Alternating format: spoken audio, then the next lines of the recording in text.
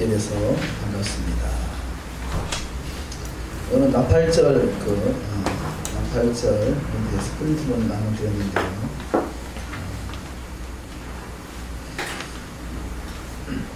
절기에 대해서 조금 설명을 드리고 수업을 진행하도록 하겠습니다. 성경을 펴보도록 하겠습니다. 창세기 1장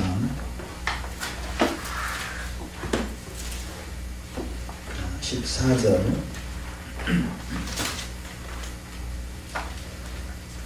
하나님이 가라사대 하늘의 궁창에 광명이 있어 주야로 나누게 하라. 또 광명으로 하여 징조와 사시와 일자와 연한이 이루라. 이 궁창에 광명이 있어 말하는데 광명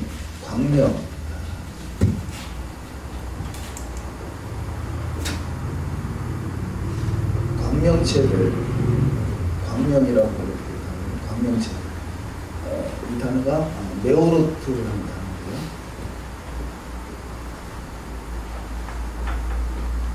메오로트.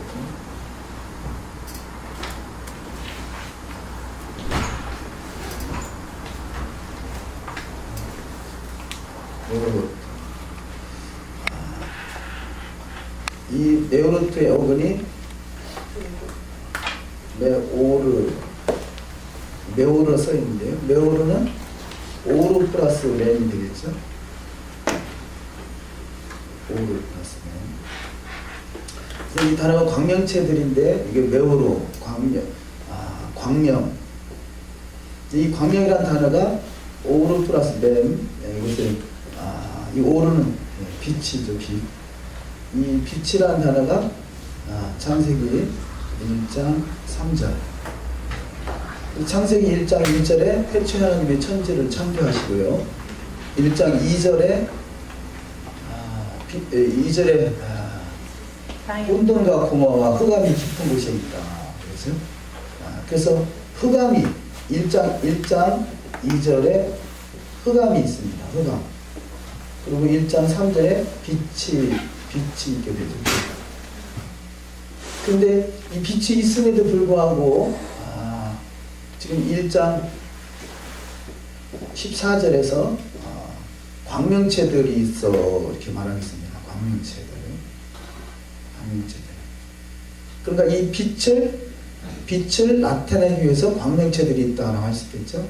이 광명체들이 첫째 징조와 둘째 사시와 셋째 일자와 넷째 연한이다 이렇게 말합니다. 그래서 이 징조는 오트라는 단어예요. 오트. 사시는 무아딘. 모에드라는 단어가 써져 있죠. 모에드. 일자와 연한. 그래서 이 사시를 계절이라고 번역되기도 하고요. 이 절기를 말하는 거죠. 절기. 모에드.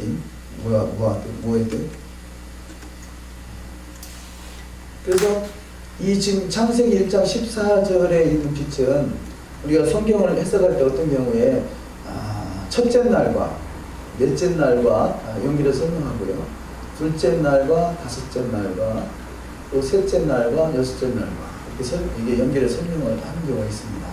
그래서 이 빛이 결국은 광명체들로 나타나게 된다. 이게 본체라면 이게 실상이 이루어졌다. 이렇게 설명할 수 있겠죠. 그래서 이 빛은 이미 있었지만 이 빛을 누구나 볼 수 있는 빛은 아니라 이 빛이 본체라면 본체가 하나의 형상으로 나타나는 것이 광명체들이다. 그래서 세상은 지금 이 징조와 이 광명체들인 징조와 사시와 일자와 연한을 통해서 사계절, 사시사철 비춰주고 있다. 그래서 징조는 사인이죠, 사인. 근데 이 오트는 그야말로 에트는 알레프와 타보가 되신 예수와를 말하잖아요. 예수와. 그렇듯이 이 절기는 결국은 모든 것이 모에드도 그렇고요. 에드, 증거, 이것이 토라라면 하나님의 나라를 하나님의 나라, 왕의 나라, 왕을 못 박는 것이 증거다. 왕을 못 박는 것이 증거다. 이것이 모에드다. 그래서 그 모에드의 시작은 예수와를 십자가에 못 박는 것부터 시작이 되잖아요. 6월절 절기가. 그래서 왕을 못 박는 것이 증거다. 이것이 토라라는 거죠. 토라는 예수와를 말하고 있는 것이고, 토라는 왕이 십자가에 못 박힌 것을 증거하는 것이다. 토라. 십자가에 못 박히신 머리 되시는 그분을 보라. 그렇듯이 오트도 예수의 처음과 마지막을 증거하는 것. 모에드도 왕 되신 그분이 못 박히는 것을 증거하는 것. 또 일자, 또 연한, 이것도 같이 이렇게 해석할 수 있겠습니다. 그래서 이런 것들은 결국은 이 나타나는 현상, 근데 현상보다 이 빛으로 인해 빛만 있어도 될 텐데, 이것이 굳이 광명체로 나타나는 것은 이 빛은 결국 아무나 동일하게 볼 수 있는 빛은 아니었다고 할 수 있겠죠. 그래서 이 광명체들이 결국 마지막에는 이 광명체들의 이게 형상이요, 이것이 모형이라면 실제 나타나는 현상, 이 실제가 본체가 실제 임하는 현상, 이것이 계시록 21장 23절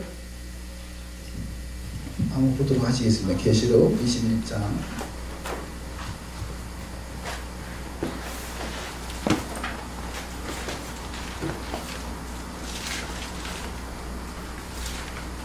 23절. 그 성은 해나 달의 비침이 쓸데없으니 이는 하나님의 영광이 비치고 어린 양이 그 등이 되시니라. 자, 해나 달이 없어지는 것이 아니라요, 해나 달의 비침은 있지만 그 비침보다 더 밝은 빛이 하나님의 영광. 그래서 이것이 사실이라면 이것이 지금 창세기 1장 3절, 이것이 하나님의 영광이라 하시겠죠. 영광. 하나님의 영광을 비추는 빛이, 영광이 비춰지니까, 영광이 비치고 그 어린 양이 그 등이 되시니까 해나 달의 비침이 쓸데없을 만큼 밝은 나라가 이루어지고 있는 것을 볼 수 있습니다. 그래서 24절에 만국이 그 빛 가운데로 다니고 땅의 왕들이 자기 영광을 가지고 그리로 들어오리라. 그래서 그 하나님의 영광이 가득한 것이 지성소잖아요. 지성소.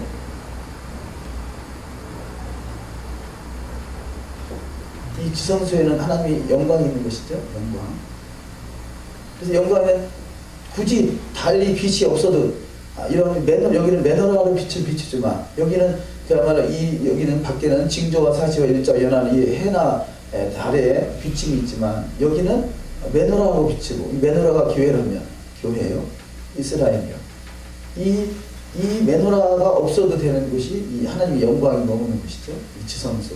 그래서 마지막 그 메시아 왕국은 이 지성소가 부분적으로 이루어진 나라. 이것이 메시아 왕국을 할 수 있겠죠.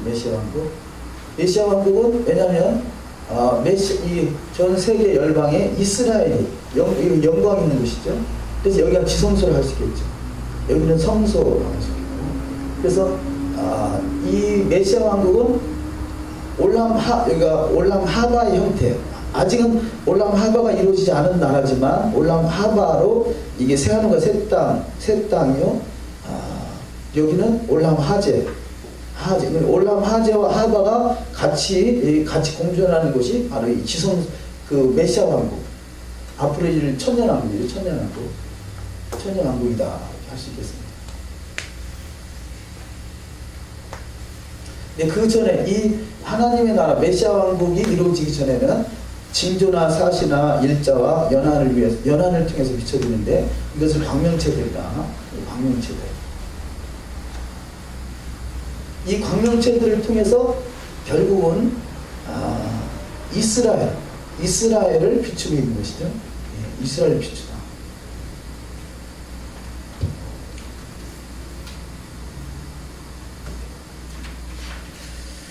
에레미야 31장을 한번 보시겠습니다. 에레미야 31장.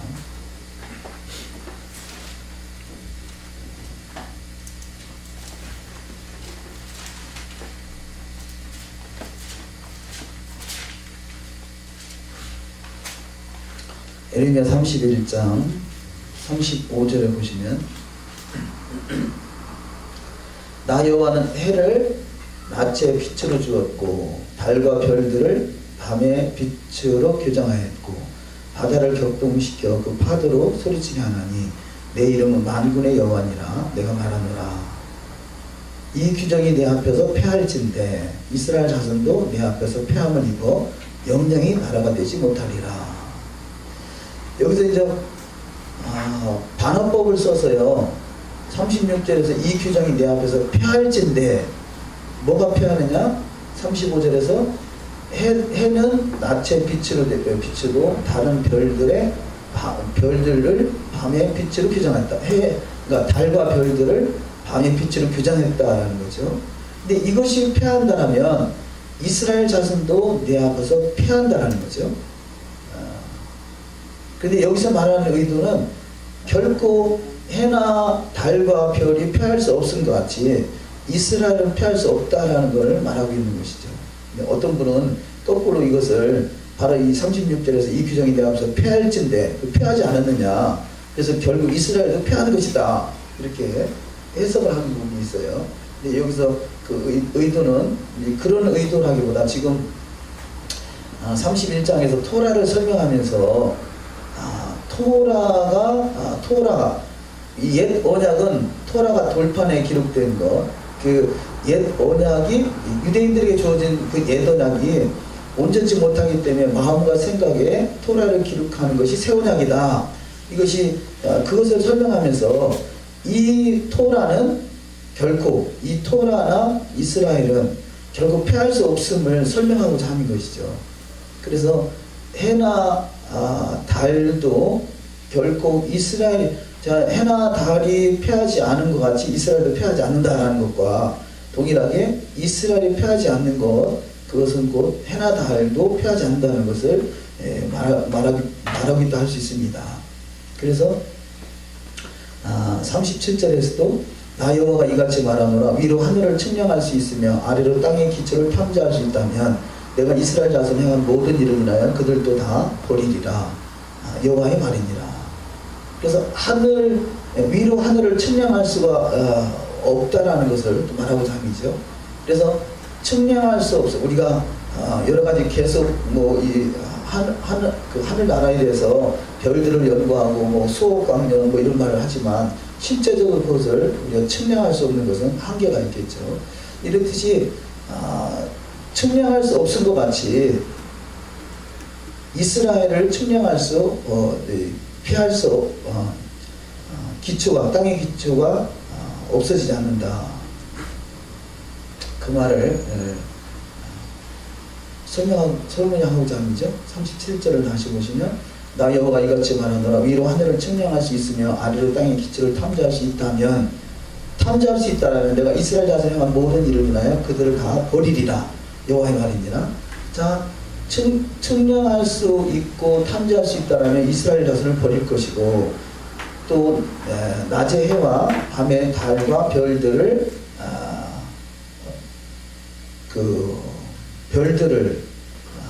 이스라엘이 패한다면 이것을 패할 수 있다면 이스라엘도 패할 수 있을 것이고, 근데 거꾸로 해나 달을 패할 수 없은 것 같이 이스라엘을 패할 수 없고 또 하늘과 땅의 기초를 다 탐지할 수 없은 것 같이 이스라엘을 버리지 아니한다. 그런 말씀을 하고 있는 것이죠. 그래서 해나 달은 광명체들이지만 이 광명체들은 계속 존재하고요. 그 광명체가 존재한 것 같이 이스라엘 또한 영원히 존재한다라는 것을 설명하고 있습니다. 동일하게 또 언약, 이것이 이스라엘과 맺은 언약이기에 이 언약을 맺은 그 언약이 또한 토라인 것이죠. 그래서 33절에서 보면 나 여호와가 말하노라. 그러나 그날 후에 내가 이스라엘 집에 세울 언약은 이러하니 곧 내가 나의 법이 토라죠. 나의 법 토라를 그들의 속에 두며 그 마음에 기록하여 나는 그들의 하나님이 되고 그들은 내 백성이 될 것이다 라고 말씀하고 있습니다. 그렇듯이 이스라엘은 영원하고 절기가 있는 한 영원하다. 또 이스라엘이 있는 한 절기도 또한 영원하겠죠. 그래서 이 절기 지금 징조와 사시와 일자와 연한이 이루어지는 것, 이것이 이스라엘의 회복이고, 그 이스라엘 그 징조와 사시와 일자와 연한 이런 것들이 운행하는 것, 그 운행에 따라서 우리가 또 움직이는 것, 이것을 의의 길이다 그렇게 말하고 있습니다. 시편 23편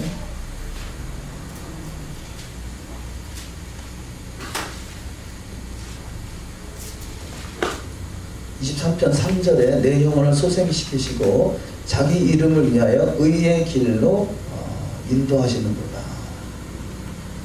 의의 길, 마갈인데요.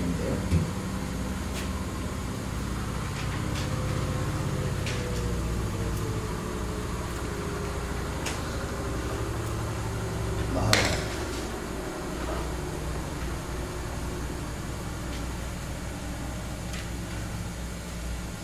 의의 길로 인도하시는구나. 이것이 절기의 삶을 살아내는 것.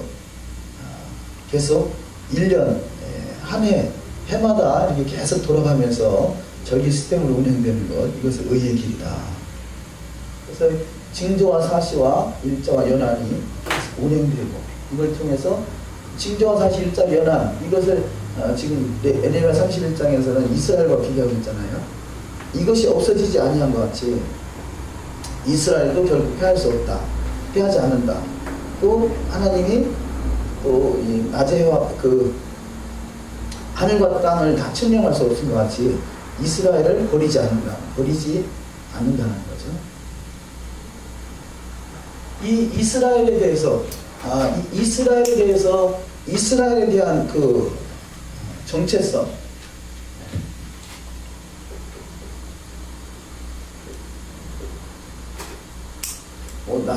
유대인들에게 나라죠, 나라. 이스라엘 나라에 대해서 끊임없이 유대인들은 교육을 한다고 합니다. 그것이 샬라흐라고 하는데요. 샬라흐. 과거에 샬리아크, 샬라흐, 쉘라흐, 이것이 토라포션에도 있죠. 토라포션 37번째인가? 샬라흐, 샬리아크, 샬라흐 레카. 그래서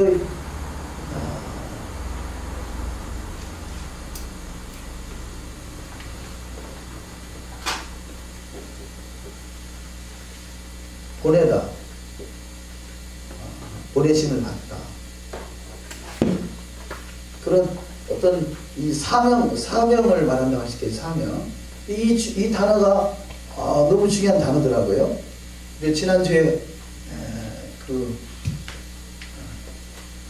라브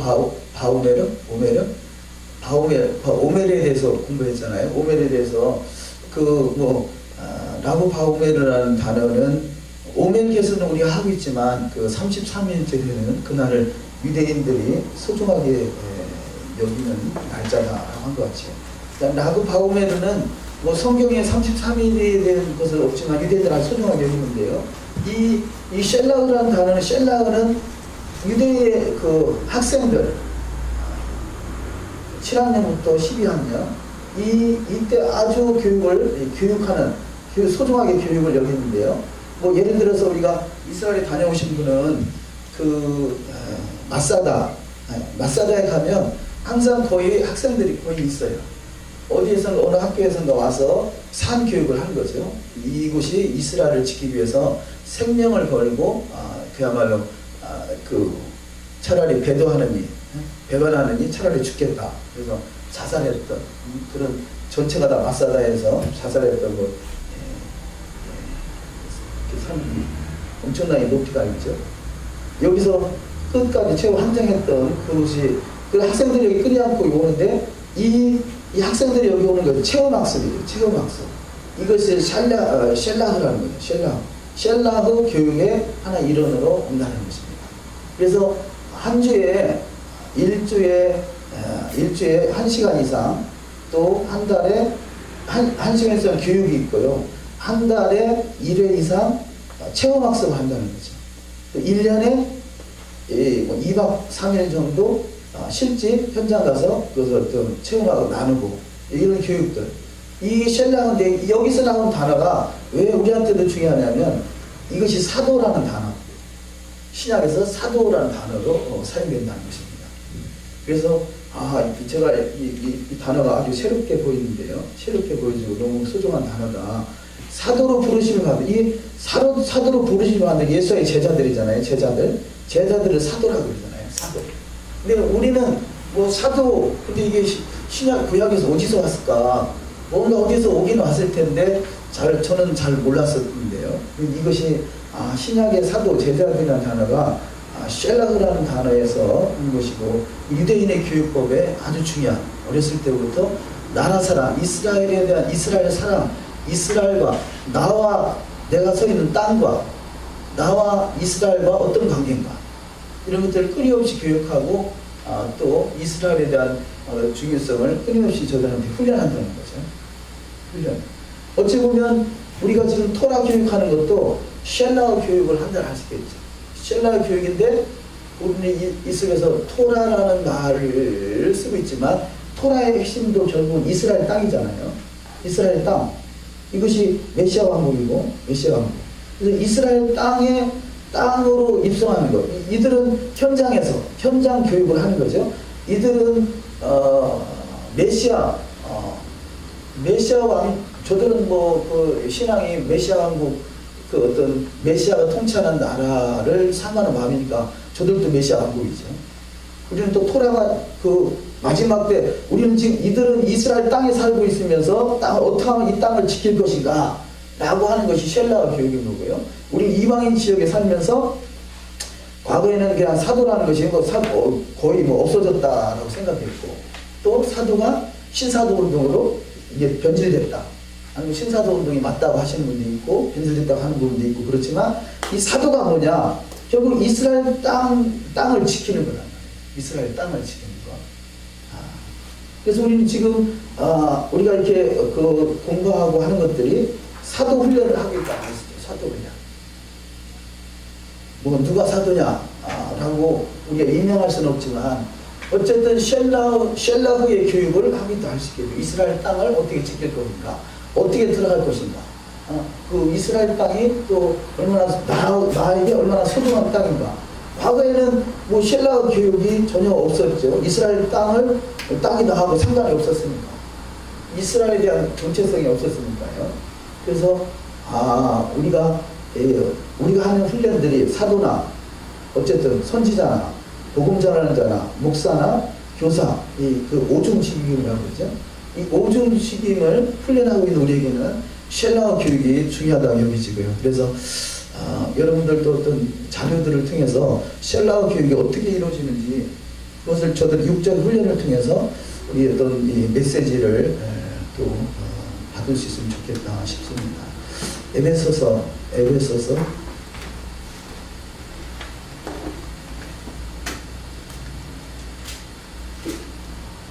4장 11절.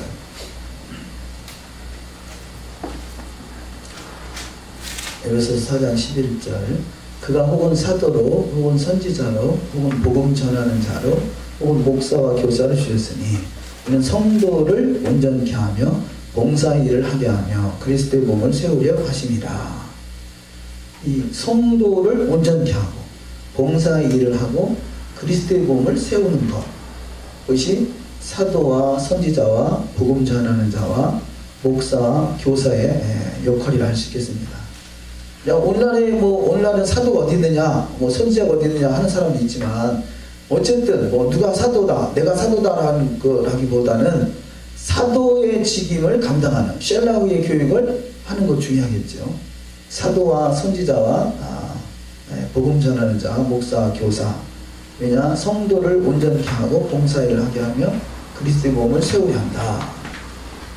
이것이 결국은 쉘라우 교육과 연결시킨다면 이스라엘 땅에서 이루어질 일들, 또 첫째는 이방인 지역에 있는 우리가 첫째는 이스라엘 땅에 입성할 수 있는 훈련이 되어야 될 것이고, 또 우리가 또 이스라엘이라는 정체성이 분명하면 어떻게 하면 이 성도를 온전케 하고 봉사일을 하게 하며 그리스도 몸을 세울 것인가 라는 것을 훈련해야 될 것입니다.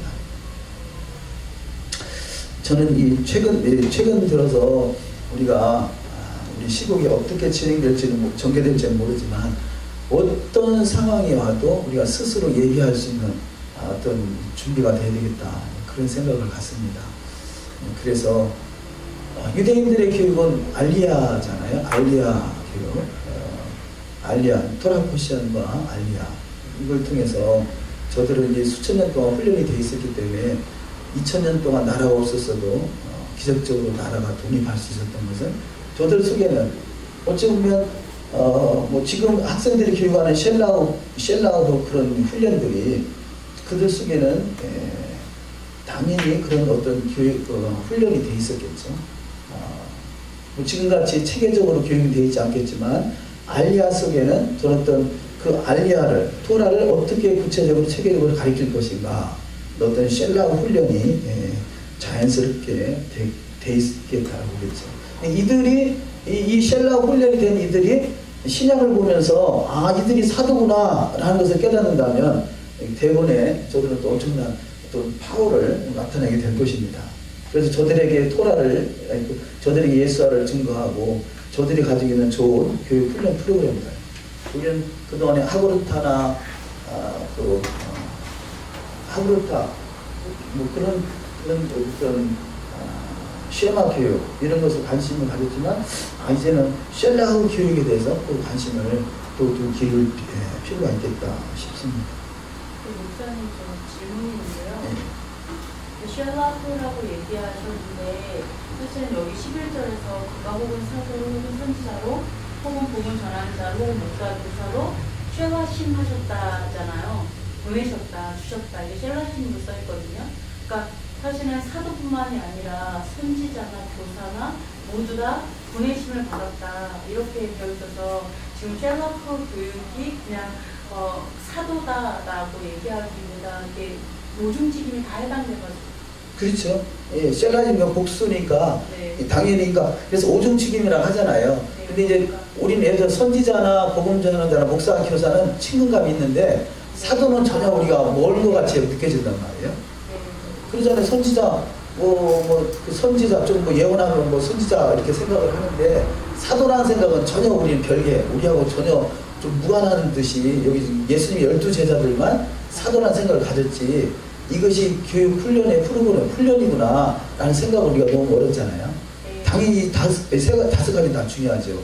우리가 지금 목사가 모든 걸 다 하는 같이 여기지만 실제 성경은 그게 아니라 사도나 선지자가 분명히 있고, 신약 속에서도 우리 어떤 경우는 예수님의 12제자만 사도라고 그러는데요. 또 그 어떤 그 서신서를 연구하면서 다른 사도도 있는 것을 발견하게 되거든요. 그런 맥들을 우리가 놓치고 있었다 할 수 있겠죠. 근데 그런 것을 어떻게 사도 훈련을 할 것인가 라는 부분들이 이게 보내심을 받은 자들이니까 이 5가지 다 포함되지만 사도라는 직분이 구약과 전혀 무관한 새로운 직분이 아니라 구약 속에 있었던 어떤 직임들인 것이죠. 그런 것들을 캐치하는 것 중요하다는 거죠. 그래서 이 5가지 직임을 통해서 성도를 온전케 하고 봉사일을 하게 하면 그리스도 몸을 세우는데 쉘라흐 이 교육들이 잘 진행될 것이고, 언제나 우리가 잘 훈련되고 언제나 어떤 곳에서나 가르칠 수 있는 그런 위치에 잘 서야 될 것입니다. 오늘 처음 오신 목사님 한 분이 계셨는데요. 그 목사님이 아신 지는 오래됐어요. 근데 한번 사모하고 길에서 한번 만났는데 이 얘기 중에 앞으로는 토라밖에 없다고 그러더래요. 그분이 사모가 한 말이 아니라 그분이 그러더래요. 너무 반가워가지고 제가 전화를 했죠. 목사님 대화 좀 나누고 싶어 전화했습니다. 그랬더니 아예 제가 한번 꼭 찾아뵐게요 그러더라고요. 그랬더니 몇 달 더 걸렸어. 그러니까 아주 조심스러운 거죠. 어쨌든 주변에서 볼 때는 이상하게 보고 본인의 마음은 감동은 있는데 한 걸음 뛰기가 참 어려웠어요. 같은 동네에 살고 있음에도 불구하고. 근데 어쨌든 그렇게 이제 그분하고 대화하면서 이성훈 목사님이 그러시더라고요. 앞으로 우리가 교육은 알리아 교육을 이루어져야 된다 그런 말씀을 하셨는데 우리가 알리아를 쓰면서도 알리아에 대한 소중성을 지금 별로 못 느끼고 있지 않는가 싶은데 유대인들은 그 알리아를 끊임없이 붙들고 있었단 말이에요. 그래서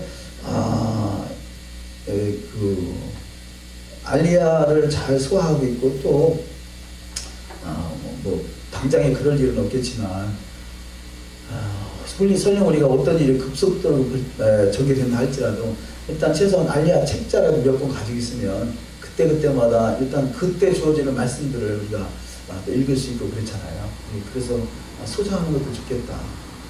사실은 그래서 이 금년 11, 12월호가 알리아 마지막이 될지 몰라서 책을 많이 찍어놨어요. 찍어놓긴 했는데 주변에서 하도 알리아 중단하면 안 된다 막 이렇게 권유가 들어와가지고 이게 너무 좀 부담되고 힘들긴 하지만 진행해야 되겠다 싶어서 일단 하는 걸로 원칙으로 하긴 했습니다. 근데 이제 그러다 보니까 또 욕심이 생겨서 그냥 한글로만 할 것이 아니라 힘닿는 데까지 한번 번역을 해서 저는 일자도 못하지만 번역을 해서 번역본을 해서 세계 어디서나 볼 수 있도록 해야 되겠다. 그래서 그렇게 여기저기 수습을 하고 또 하실 분들을 찾고 있고 그러긴 합니다. 그래서 이런 부분들이 어차피 하나님 또 우리를 알리아를 통해서 토라가 확산되는 또 계기가 된다면 한번 가는 데까지 한번 해보자. 그래서 일단 진행하기로 했습니다. 그래서 이 알리아 쉘라의 교육이나 또 알리아 이런 부분들을 잘 또 소화하시고 또 이 교육 프로그램들 아주 좋은 쉘라흐에 대해서 잘 연구하면 좋은 교육 프로그램이 될 것 같아요. 이 나라 사랑, 이스라엘 사랑하는 그런 어떤 시스템으로 쉘라흐 교육이 이루어질 것 같습니다. 그동안 그렇게 소중하게 여기지 않았던 쉘라흐 교육, 유대인들은 그것을 아주 소중하게 여긴다고 합니다. 7학년부터 12학년까지 거의 6년 동안을 계속 훈련하는 거죠. 알아들을 만한 나이에 이렇게 훈련을 했습니다.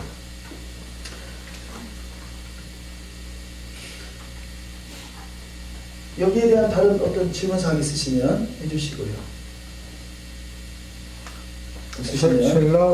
쉘라 교육이 어떤 내용이 구체적으로 뭐 있었습니까? 예, 그러니까 어쨌든 이 유대인의 쉘라 교육은 나와 이 땅과의 관계, 또 나와 이스라엘과의 관계 이런 걸 집중적으로 조명하세요. 그러니까 나라 사랑에 대한 그 메시지, 나라에 대한 메시지를 철저하게 이렇게 연결되어 있다고 해요. 왜 우리가 나라를 위해서 생명을 걸고 지켜야 되느냐 이런 부분들이. 근데 이런 것을 보면서 우리는 어찌 보면 지금 이 나라에 전쟁이 나든지 공산화가 되면 어떡할까? 이런 생각, 때로는 도망갈까? 뭐 이런 생각, 그런 생각이 은연 중에 할 수 있잖아요.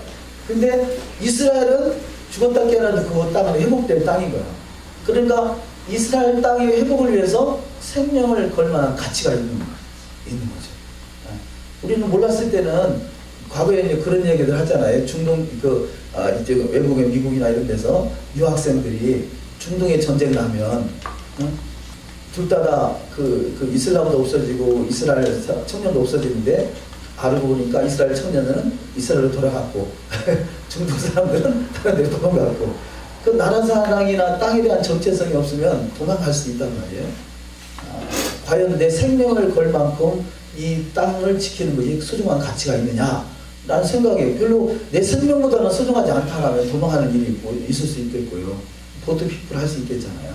그런데 이스라엘만큼은 그 땅이 하나님이 정하신 땅이고 이 땅이 회복될 땅이고 이 땅이 영원한 하나님의 나라고 이 땅이 메시아가 통치할 나라고 이런 정체성을 분명하게 인식한다면 그야말로 생명 걸고 그 땅을 위해서 자기 목숨을 버려도 아깝지 않을 만큼 가치가 있다고 판단할 만큼 소중하게 여기지겠죠.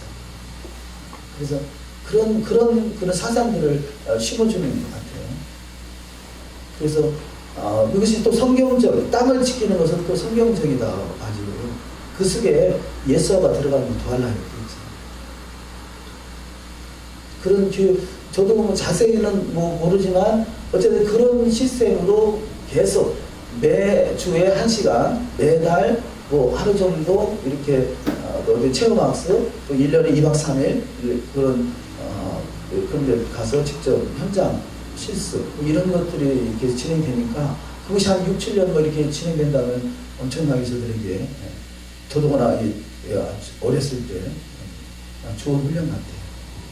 이게 중고등학교잖아요. 7학년부터 12학년이면 청소년 시기 때 그렇죠. 이제 가르치는 것 같은데 제 생각에는 이게 저희가 갔을 때 폴란드를 갔을 때 거기서 이 중고등학교 아이들을 대상으로 리더십 훈련을 그 아우슈비츠에서 하거든요. 그거의 하나인 것 같아요. 전 세계 청소년들이 다 모여서 리더십 훈련을 한다고 했는데 결국 그 리더십 훈련이 역사 교육이더라고요. 과거 역사. 근데 그런 역사 교육하면서 이제 저희가 이제 많이 안타까웠던 게 결국은 이제 반기독교 정신이 이제 심겨진다는 거죠. 이 아이들한테. 왜냐하면 루터부터 시작해서 모든 그런 아우슈비츠의 그런 모든 역사들 이런 것들이 사실은 기독교인들에 대한 크리스찬의 어떤 흑역사 중에 하나잖아요.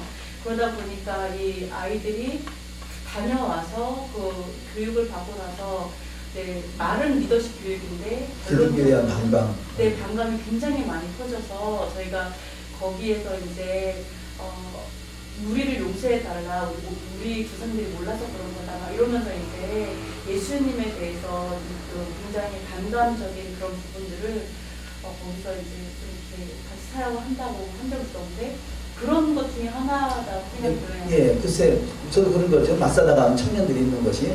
그러니까 만약 그런 기회가 있으면 너희들 지금 쉘라 교육 왔냐? 뭐 이렇게 하면 네, 대화가 되겠죠. 예, 그런 차원인 것 같아요. 그래서 하나의 의무적으로 이렇게 다니니까 그때 아주 민감할 그 시기에 잘 좋은 훈련 같아요. 그런 훈련들이 저들은 기본적으로 되는데 이것이 사도와 연결돼서 복음 전하는 그 훈련의 장소가 되는 거죠. 네, 뭐 이게 제자 훈련이라는 거죠. 그래서 그런 훈련 시스템들을 우리가 교회에서나 또 크리스찬 학교에서 접목을 하면 좋겠죠. 크리스찬의 실정이 맞게, 예수와 토라의 실정이 맞게. 나팔절에 대해서 좀 말씀을 드리도록 하시겠습니다. 레위 23장 23절 25절을 기록해 놨는데요. 여호와께서 모세에게 일러 가라사대 이스라엘 자손에게 구하여 이르라 7월 곧 그달 1일로 안식일을 삼을지니 이는 나팔을 불어 기념할 날이요 성이라 아무 노동도 하지 말고 여호와께 화제를 드릴지니라. 나팔절의 주제 나팔절의 주제. 나팔절은 성경적으로 볼 때 영적으로 중요한 뜻을 지닌 절기로서 12가지 주의 주제가 포함되었다고 볼 수 있습니다. 나팔절은 회개의 기간이다. 나팔절, 그러니까 이 지금 나팔절 7월 1일부터 7월 10일 대속절 그 기간을 말하는 것이죠. 근데 이때는 회개의 기간이다. 물론 그 전에 그 경외 10일 이전부터 에루럴 30일 동안 회개의 시간으로 갖고 있습니다. 또 나팔절은 새로운 해가 시작되는 해죠. 또 세 번째 나팔절은 잠에서 깨어나게 하는 큰 소리, 나팔이 울려주는 깨어나라, 깨어날 때 40일 중에서 미리 준비한 사람들은 깨어있겠지만 그렇지 않은 경우에 마지막으로 깨어날 수 있는 그 시간. 또 나팔절은 심판의 날, 마지막 그 심판의 때가 가까이 말씀을 알리고요. 또 나팔절은 기념하는 날이다. 메시아께서 왕으로 등극하는 시간, 그래서 기념하는 시간. 여섯 번째 왕관식 혹은 대관식이 진행되는 시간. 또 7절은 일곱 번째는 하나님을 경외하는 날이 나팔절 1일부터 10일까지 경외의 날이다. 8번 하늘문이 열려지는 날이다. 9번 나팔절은 이 지금 가을절기를 말하죠. 결혼식이다. 10번 마지막 나팔 혹은 이렇게 그 세대주의적 전천연설을 믿는 사람들은 이때가 휴거 때다 그렇게 봅니다. 휴거의 날이다. 나팔 소리와 함께 공중으로 들리면 끌만이다. 이것이 뭐 환란 전 휴거냐 환란 후 휴거냐 그 차이지만 좀 휴거의 날로 보기도 합니다. 11번 야곱의 환란, 야곱의 환란. 이 나팔절이 있는 그때부터 그 환란의 때가 시작되죠. 환란. 그래서 10일간 환란을 받으리라 그런 말씀들이 이때를 말하지 않는가 싶습니다. 또 나팔절은 숨겨진 날이다. 우리 그 스가랴 14장을 한번 보도록 하시겠습니다. 스가랴 14장.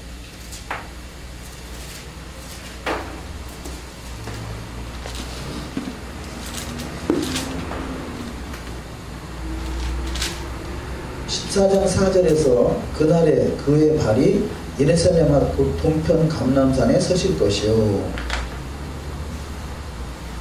예수님께서 감람산에 서는 모습으로 우리가 이해하고 있죠. 감람산은 그 한가운데가 동서로 갈라져 매우 큰 골짜기가 되어서 산 절반은 북으로 절반은 남으로 옮기고, 자, 이렇게 주님이 감람산으로 강림을 하시는데요. 그때 지금 이 강림하셔서 9절에 보면 여호와께서 천하의 왕이 되시리니 그날에는 여호와께서 홀로 하나이실 것이요 그 이름은 홀로 하나이실 것이며. 그래서 여호와께서 천하의 왕이 되신다. 예수께서 천하의 왕이 되신다. 이때 이것을 그 천하의 왕이 되시고 나서 모든 것이 그친 것이 아니라 마지막 그 심판이 진행되죠. 그런데 이 천하의 왕이 된다라는 것은 이때를 대관식이라 할 수 있죠. 대관식. 이때가 나팔절, 여호와께서 천하의 왕이 되시리니 그날은 여호와께서 홀로 하나이실 것이다. 왕으로 등극하는. 어쩌면 유대인들은 2000년 전에 오신 예수가 천하의 왕으로 오실 줄 알고 그분을 왕으로 세우려고 했었지만, 그때는 구원하러 오신 분이고 어린 양으로 오셨다면, 지금 9절은 유다의 사자의 천하의 왕으로 그 대관식이라는 것은 왕이 왕으로 등극했다라는 것을 나타내기 위해서 그 왕관을 쓰는 것. 그래서 이때를 대관식이다 이렇게 말한다고 합니다. 그래서 천하의 왕이 되는 왕관식을 거행하는 그 왕관을 쓰는 그 모습. 그리고 나서 그 예루살렘을 치러 왔던 12절에 보면 예루살렘을 친 모든 백성에게 여호와께서 내리신 재앙이라니 곧 섰을 때 그 쌀이 썩으며 그들이 구멍 속에 썩으며 그 혀가 입속에서 썩을 것이요. 왕으로 등극해서 예루살렘을 치러 왔던 자들을 일순간에 멸하게 되고, 그래서 마지막 어떤 전쟁의 모습이라 할까 심판의 모습이라 할까, 이때가 그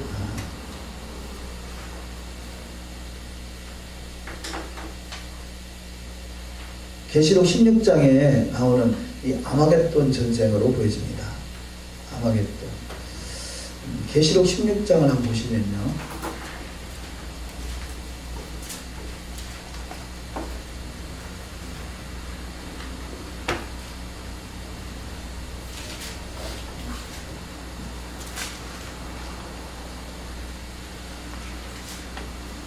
계시록 16장에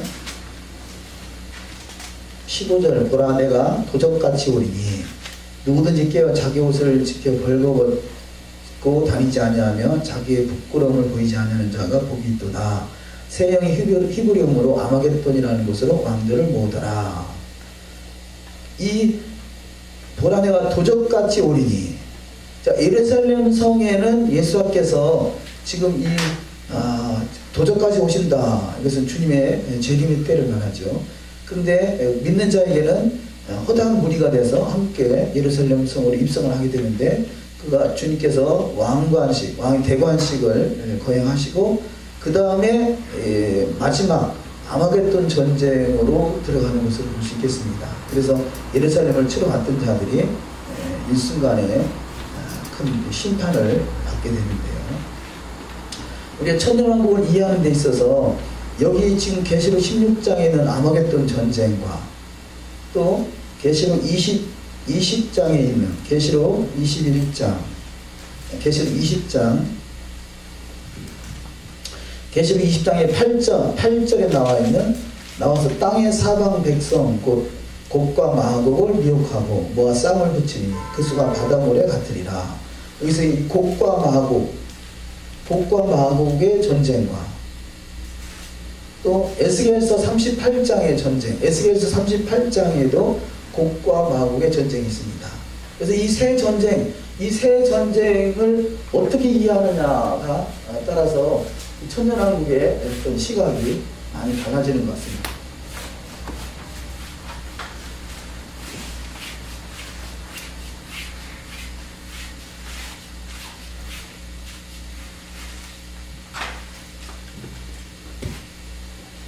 에스겔 38장, 39장 여기에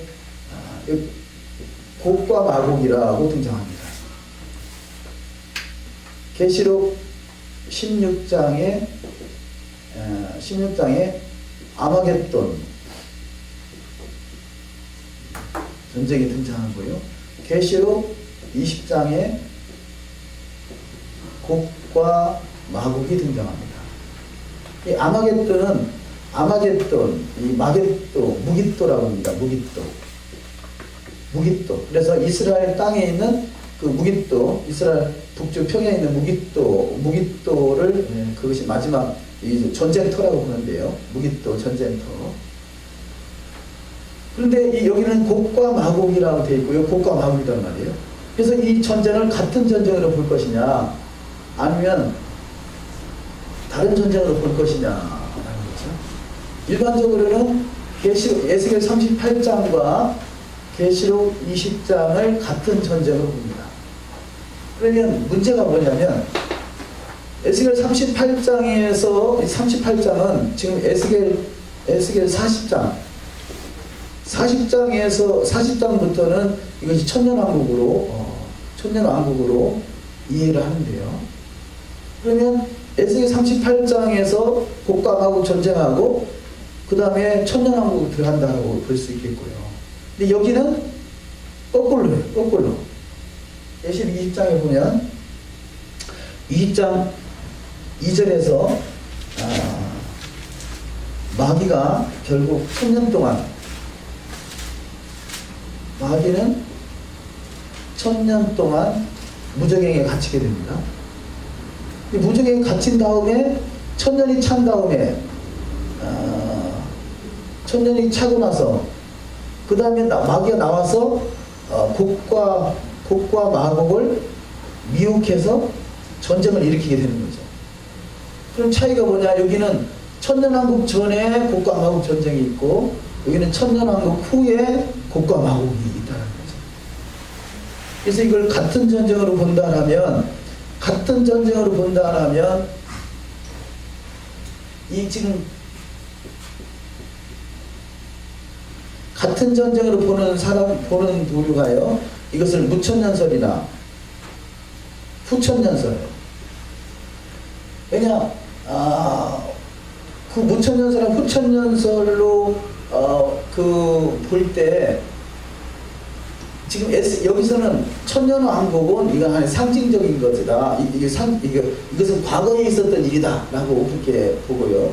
에스겔 38장과 계시록 20장에 여기는 지금 천년이 차고 나서 이루어지는 일이란 말이에요. 그래서 후천년설이나 무천년설은 지금 이미 천년왕국이 진행되고 있다.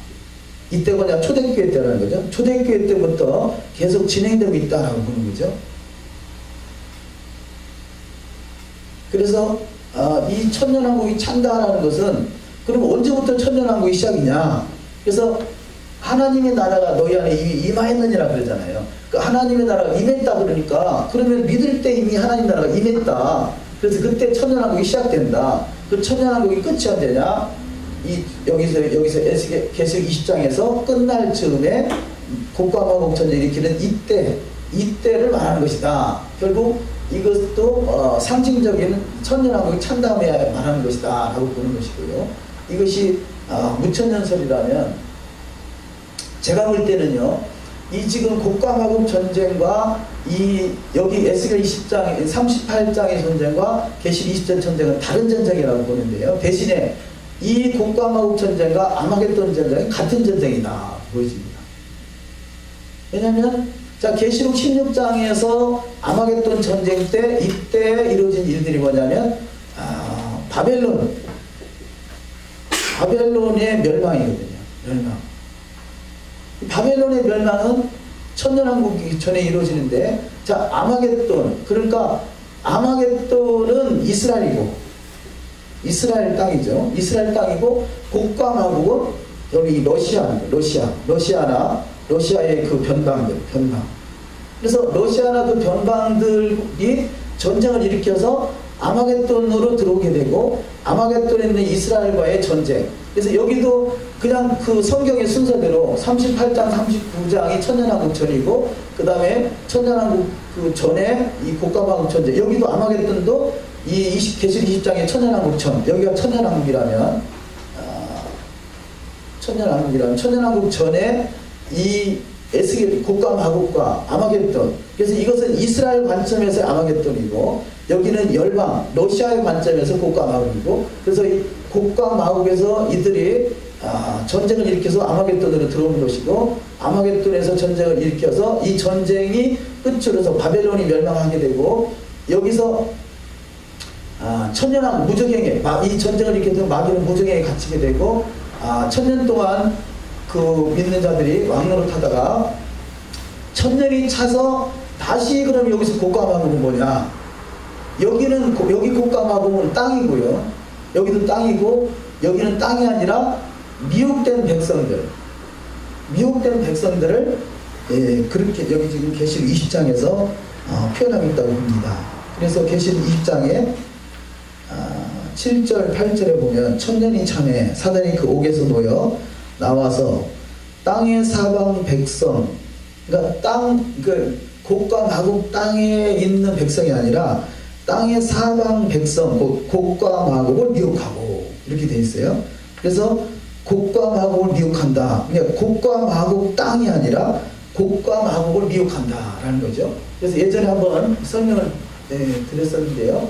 이 곡이라는 것이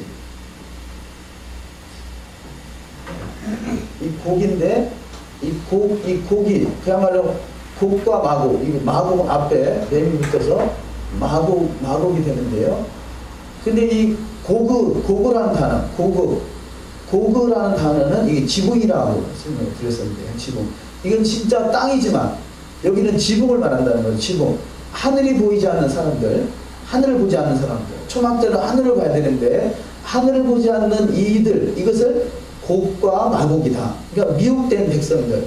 그래서 지금 천년이 참에 옥에서 놓여서 땅의 사방 백성 곧 곡과 마곡을 미혹하고 그러니까 땅을 미혹한 것이 아니라 그 하늘을 보지 못하는 자 온전히 하나님의 사람으로 거듭나지 못한 이들을 미혹해서 모아서 싸움을 붙이리니 이렇게 보여집니다. 그래서 전쟁은 에스겔 38장 한번 보도록 하시겠습니다. 에스겔 38장.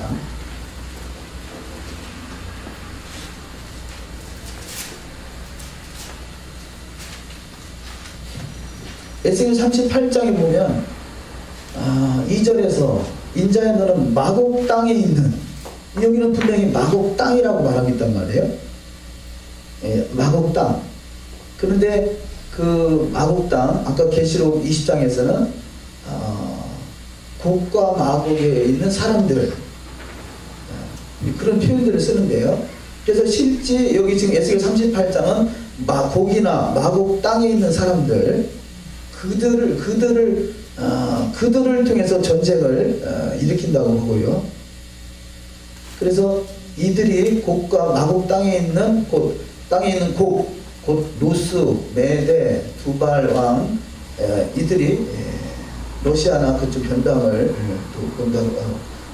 설명한다는 것이고요.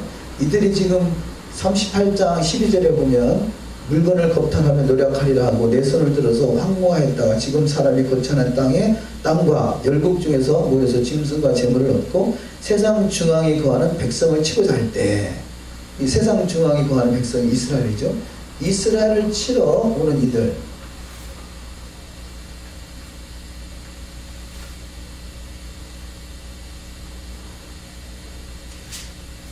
에스겔서 39장 17절에 보면요. 인자야 나 주 여호와가 말하노라 너는 각종 새와 들의 각종 짐승에게 이르기를 너희는 모여오라 내가 너희를 위한 잔치 곧 이스라엘 산 위에 예비한 큰 잔치로 너희는 사방에서 모여서 고기를 먹으며 피를 마실지어다. 너희가 용사의 고기를 먹으며 세상 왕들의 피를 마시기를 바산에 살찐 짐승 곧 수양이나 어린 양이나 염소나 숫송아지를 먹을 듯 할지라. 여기 지금 17절에서 39장 17절에서 설명하는 내용이 그 계시록 19장에 가면 볼 수 있습니다. 계시록 19장.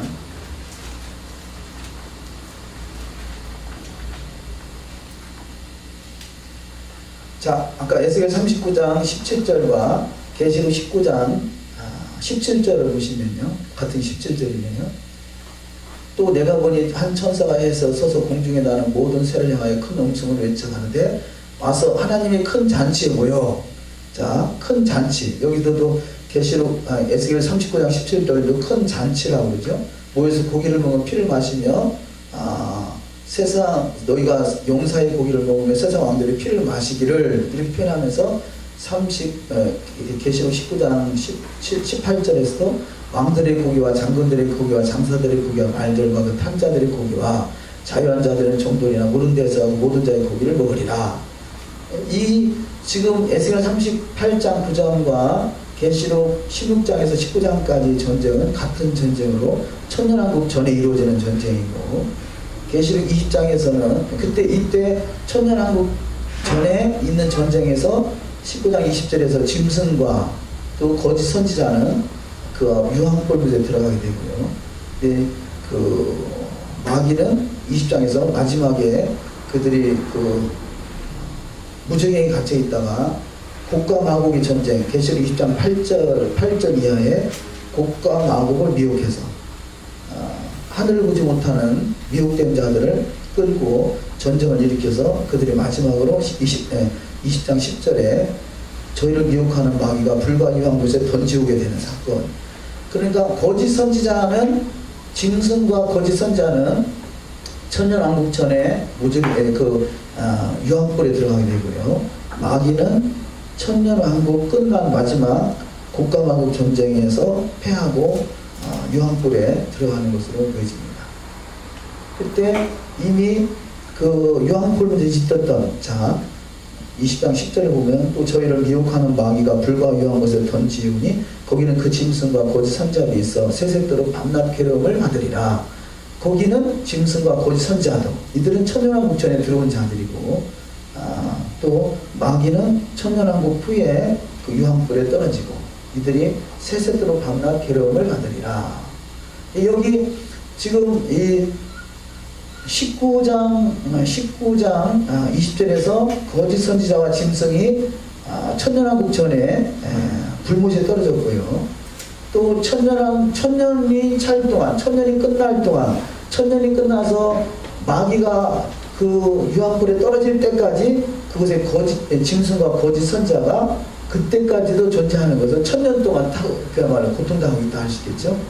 네, 그 재림교에서 그러잖아요. 재림교나 여호와의 증인은 하나님은 사랑인데 어떻게 이렇게 세세토록 밤낮 괴로움 받게 하냐, 일순간에 다 타버리고 말게 한다라고 해서 영혼 소멸설을 주장합니다.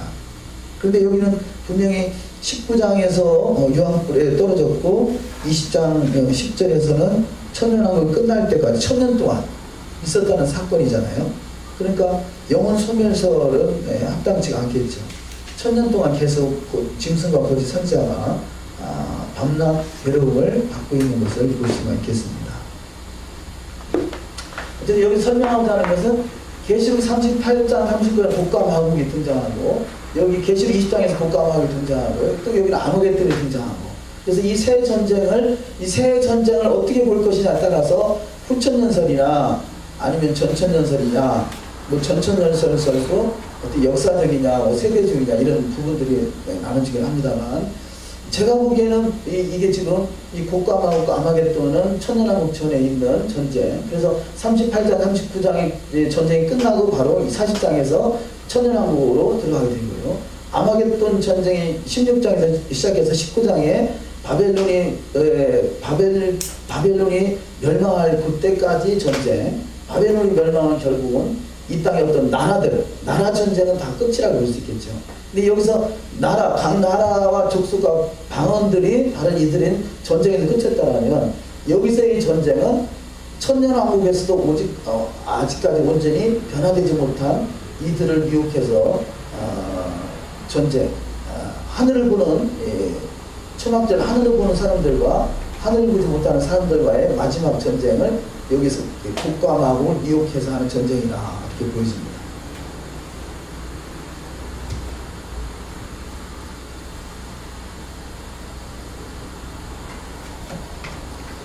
그래서 이 지금 제가 설명하고자 하는 내용, 계시록 스가랴 14장에서 그 여호와께서 감람산으로 재림하시고 그 다음에 천하의 왕이 되는 것이 대관식, 이때가 초막절로 보여지고요. 초막절이 지고 나서 10일 동안 환란이 있는 그 경외의 날, 이때는 바로 지금 북과마국과 아마겟돈 전쟁으로 모든 것을 멸하는 이때의 상황. 그래서 스가랴 14장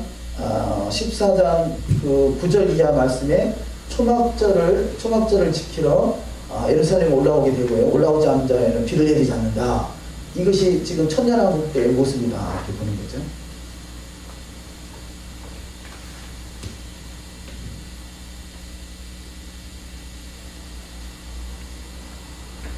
이 부분에 대해서 설명하는 부분이 이해가 되셨나요?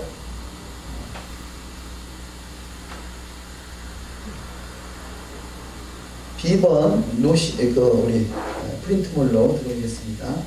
로시 하샤나, 청합절을 로시 하샤나라고 하죠. 히브리 말로